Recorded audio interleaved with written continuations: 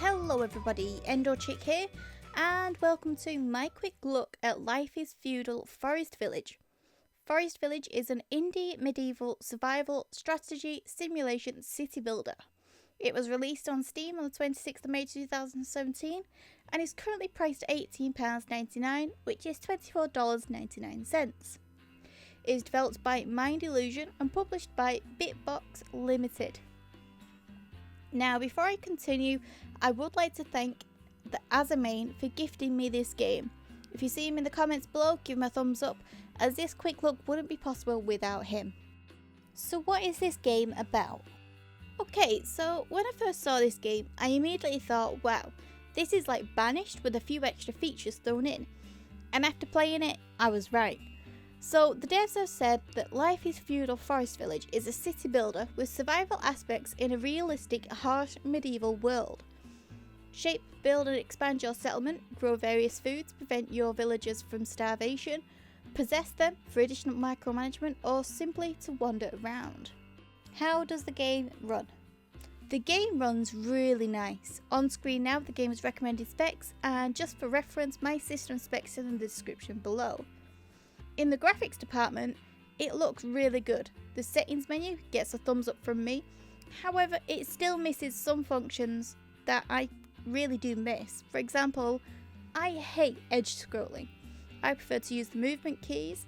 I know some people, like for example my mum, she prefers using edge scrolling with the mouse, but a feature to disable it would be great. Game mechanics. So to begin with, we have all the usual suspects that I like in a game. We have the achievements, a tutorial, and the Steam Workshop ability, which does already have some mods ready for you to play with. Now, the game has been compared to Banished by a lot of people. I myself have said that it's like an exact copy of Banished with some extra features. Now, there's lots of similarities between the two games, but there's also a lot of differences too. So here are some of the features available in the Forest Village. One of the main mechanics of the game that caught my eye, and probably for most of you out there too, is the first person view mode. So if you're not aware, the game has the normal bird's eye view and a first person view aspect too. Now, the first person view I thought was going to be amazing, but to be honest, I played with it a bit. I don't actually think it's all that useful.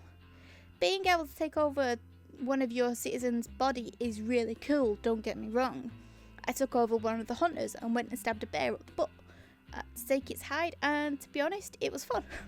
Yeah, I'll give you that, it was fun, but here is the kicker. The camera they used for the first person view is weird. It's kind of like slippery, maybe?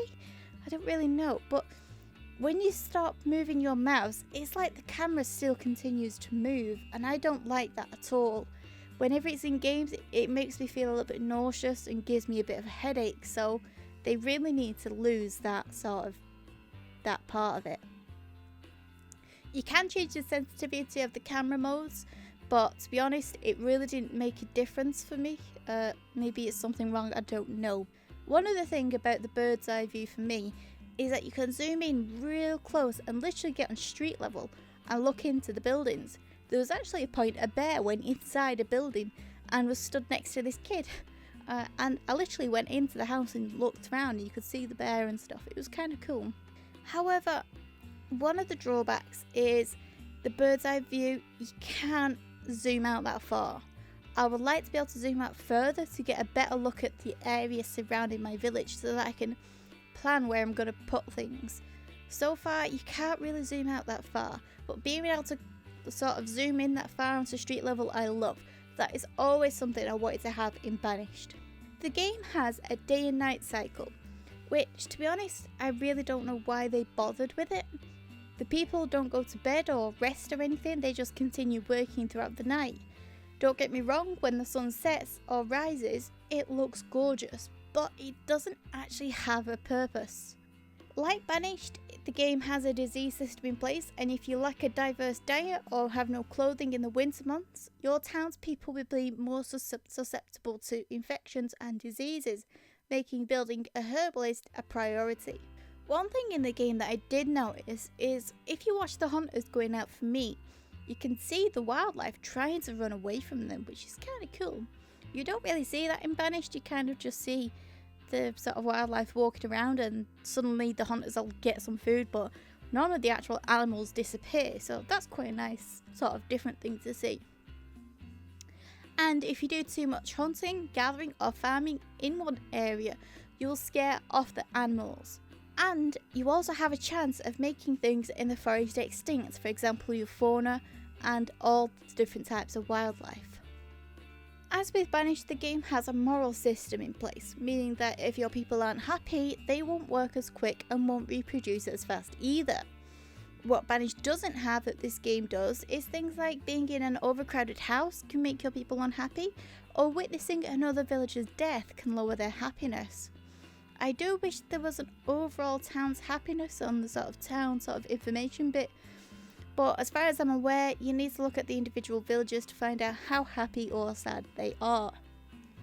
There are also disasters in the game, so be aware that at any minute your town could become infested with sickness and diseases.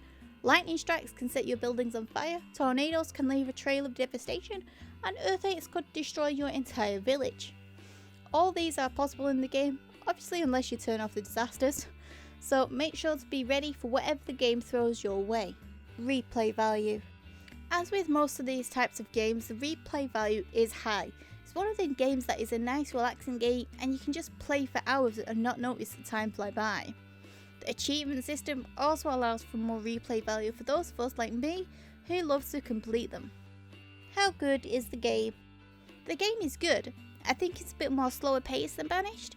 Yes, even on 10 speed, it takes longer for you to go through the game in years. However, there seems to be a lot more chances for disasters to occur in the game than what does in Banished. One thing I would say, maybe some of you won't agree with this, is that for those of you who have played Banished, you might prefer it to this. Maybe, maybe not, I don't know, but I think it's a really decent game with some great mechanics available. But for the price, I think maybe those of you who like Banished might want to stick with it. Is it worth the current asking price? This one's hard for me, guys. At £19, it is very expensive. I was given this game as a gift and I'm very grateful for it. But personally, if I wanted to buy this, I'd wait and buy it in a sale. There's a link in the description below to a great website which tells you of deals on a various amount of pages and will actually let you know when a deal becomes available. So the link will be in the description below, go check it out. As always, if you're interested in purchasing this game, there's a link in the description to the Steam page store. Also, if you want to see more of Life is Feudal Forest Village, then leave a comment. So that is the end of today's quick look, guys. I hope you all enjoyed. Don't forget, please be my friend, leave me a like, comment, subscribe, they all help me out a bunch, and I'll see you soon. Goodbye for now.